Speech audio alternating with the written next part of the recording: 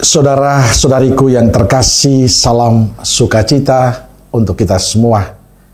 Sudahkah kita memberi senyum hari ini? Minggu 6 Juli 2025, hari Minggu biasa ke-14.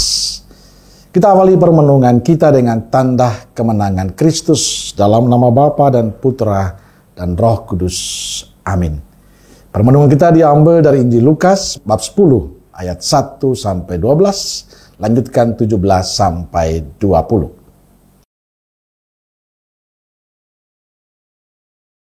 Kemudian daripada itu Tuhan menunjuk 70 murid yang lain.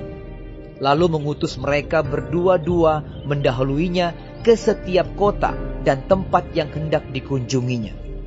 Katanya kepada mereka, "Tuaian memang banyak, tetapi pekerja sedikit. Karena itu mintalah kepada Tuan yang empunya tuaian, supaya ia mengirimkan pekerja-pekerja untuk tuaian itu. Pergilah, sesungguhnya aku mengutus kamu seperti anak domba ke tengah-tengah serigala. Janganlah membawa pundi-pundi, atau bekal, atau kasut, dan janganlah memberi salam kepada siapapun selama dalam perjalanan. Kalau kamu memasuki suatu rumah, katakanlah lebih dahulu, damai sejahtera bagi rumah ini. Dan jikalau di situ ada orang yang layak menerima damai sejahtera, maka salammu itu akan tinggal atasnya. Tetapi jika tidak, salammu itu kembali kepadamu. Tinggallah dalam rumah itu, makan dan minumlah apa yang diberikan orang kepadamu, sebab seorang pekerja patut mendapat upahnya. Janganlah berpindah-pindah rumah. Dan jikalau kamu masuk ke dalam sebuah kota, dan kamu diterima di situ, makanlah apa yang dihidangkan kepadamu, dan sembuhkanlah orang-orang sakit yang ada di situ, dan katakanlah kepada mereka, kerajaan Allah sudah dekat padamu. Tetapi jikalau kamu masuk ke dalam sebuah kota, dan kamu tidak diterima di situ, pergilah ke jalan-jalan raya kota itu dan serukanlah, juga debu kotamu yang melekat pada kaki kami kebaskan di depanmu. Tetapi ketahuilah ini, kerajaan Allah sudah dekat. Aku berkata kepadamu, pada hari itu, Sodom akan lebih ringan tanggungannya daripada kota itu." Kemudian ke-70 murid itu kembali dengan gembira dan berkata, "Tuhan, juga setan-setan takluk kepada kami demi nama-Mu." Lalu kata Yesus kepada mereka, "Aku melihat iblis jatuh seperti kilat dari langit.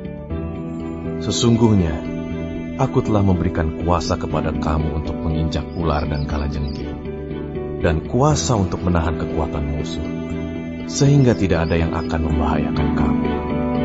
Namun demikian, janganlah bersukacita karena roh-roh itu takluk kepadamu, tetapi bersukacitalah karena namamu ada terdaftar di sorga." Saudara-saudariku terkasih, Injil hari ini bicara tentang Yesus menunjuk dan mengutus 70 murid, mendahuluinya ke setiap kota dan tempat yang hendak dikunjunginya. Mereka diutus berdua-dua, tidak sendirian, tapi berdua-dua. Injil memberikan gambaran pada kita bahwa panggilan itu adalah melulu kehendak Allah. Panggilan terjadi karena Allah yang menghendakinya. Ia yang memilih dan mengutus setiap orang untuk ambil bagian dalam karya pelayanannya. Saat Allah memilih 70 murid dan mengutus mereka pergi berdua-dua, para murid mentaati perutusan itu. Mereka tidak bertanya, "Saya dengan siapa?" Atau mengatakan, "Saya tidak suka dengan orang ini atau itu." Atau, "Saya lebih cocok dengan ini dan itu." Atau, "Ke tempat mana saya diutus?" Tapi mereka pergi sesuai yang dikehendaki Allah. Mereka menjalani panggilan dan perutusan itu sesuai rencana dan kehendak Allah. Bukan rencana mereka sendiri, tapi rencana Allah. Saudara-saudariku terkasih, panggilan yang untuk melayani Tuhan adalah anugerah dari Allah bagi kita. Allah yang merencanakan semuanya. Karena itu setiap kita yang dipanggil dalam pelayanan hendaknya memiliki sikap siap sedia, sikap rela tanpa paksaan. Panggilan melayani Tuhan menuntut kesediaan diri untuk melayani seturut kehendak Tuhan, bukan kehendak diri sendiri. Bagi saya sebagai imam, juga rekan-rekan imam, biarawan-biarawati, kisah Injil hari ini adalah sapaan yang sangat menguatkan. Panggilan kita adalah kehendak Tuhan pada diri kita, bukan kehendak kita, bukan kemauan kita sendiri. Karena kita dipanggil oleh Tuhan, maka tugas kita adalah menjalani misi Tuhan, bukan misi kita. Saudara-saudariku terkasih, pada bagian akhir Injil diceritakan suasana hati para murid setelah menjalani tugas perutusan Yesus. Mereka bersuka cita, mereka bangga akan keberhasilan perutusan mereka. Rupanya mereka agak sombong akan keberhasilan mereka itu. Mereka mengatakan kepada Yesus, Tuhan, setan-setan pun takluk kepada kami demi nama-Mu. Tapi Yesus mengingatkan mereka, namun demikian janganlah bersuka cita karena roh-roh itu takluk kepadamu. Tetapi bersukacitalah karena nama-Mu tercatat di surga. Tanggapan Yesus ini penting untuk kita semua. Yesus mengingatkan para murid untuk tidak bermegah diri akan keberhasilan dan kemampuan mereka. Sebab itu semua terjadi karena kuasa Tuhan lewat mereka. Bukan karena kuasa mereka, tapi kuasa Tuhan yang terjadi lewat para murid. Pesan untuk kita hari ini, jadilah pribadi yang rendah hati dan penuh syukur. Rendah hati karena apa yang terjadi bukan karena kemampuan kita, tapi karena kuasa Tuhan yang terjadi. Syukur karena Allah mempercayakan kita untuk menjadi perpanjangan tangannya bagi banyak orang. Mengapa kita perlu lebih rendah hati dan bersyukur? Karena tanpa kita sadari, kita merasa kesuksesan, keberhasilan kita meluluh karena kemampuan, usaha dan kerja keras kita. Ini semua terjadi karena aku.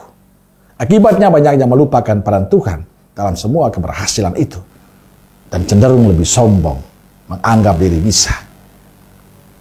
Sabda Tuhan hari ini hendaknya menjadi pencerahan bagi kita.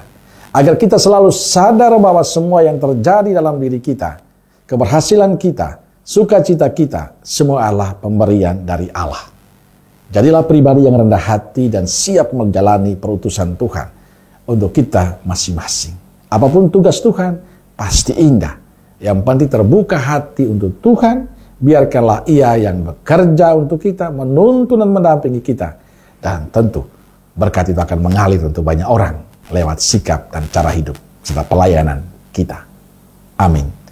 Semoga Allah yang Maha Kasih memberkati saudaraku sekalian, Bapa, Putra, dan Roh Kudus. Amin. Roh Kudus Nazaret, doakanlah kami. Amin. Berkah dalam.